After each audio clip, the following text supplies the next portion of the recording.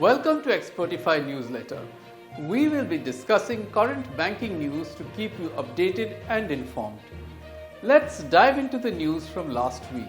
Finance Ministry encourages private banks to focus on marginalized sections of society.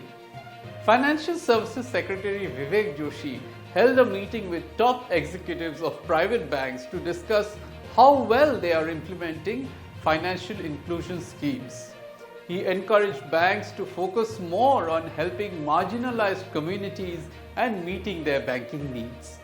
During the meeting, they reviewed the performance of various schemes aimed at financial inclusion such as Jan Samarth Portal, Pradhan Mantri Jan Dhan Yojana, Pradhan Mantri Suraksha Bima Yojana, Atal Pension Yojana, Pradhan Mantri Mudra Yojana and many other schemes. Joshi also checked on the progress of opening new bank branches and setting up banking correspondents BCs in villages that don't have banks. Indians can now pay via UPI in Qatar. Indians visiting Qatar will soon be able to make payments easily using UPI. This is because NPCI International Payments (NIPL) has made an agreement with QNB, the biggest bank in the Middle East and Africa. This means Indian tourists can simply scan a QR code to pay for things.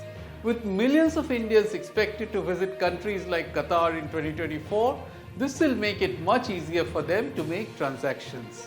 Budget 2024. Government may change some banking laws. The government may plan to change some banking laws, including the Banking Regulation Act of 1949, during the next budget session.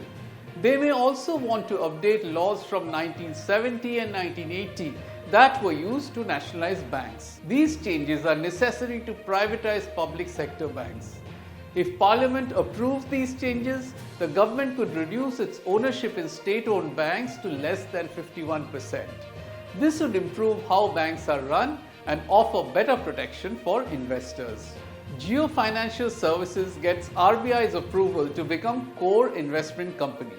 The Reserve Bank of India has approved Jio Financial Services change from a non-banking financial company NBFC to a core investment company CIC. In November 2023, Jio Financial asked the RBI for this conversion as required by the banking regulator.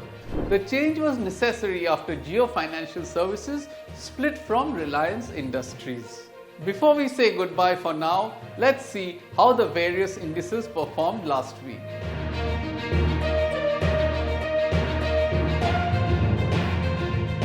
Expertify has launched a banking course that guarantees 2 interviews with banks and NBFCs within 1 month of completing the course. So make sure to register yourself and inform your friends and family as well. Follow Expertify for banking jobs and news on Facebook, Instagram, YouTube and LinkedIn.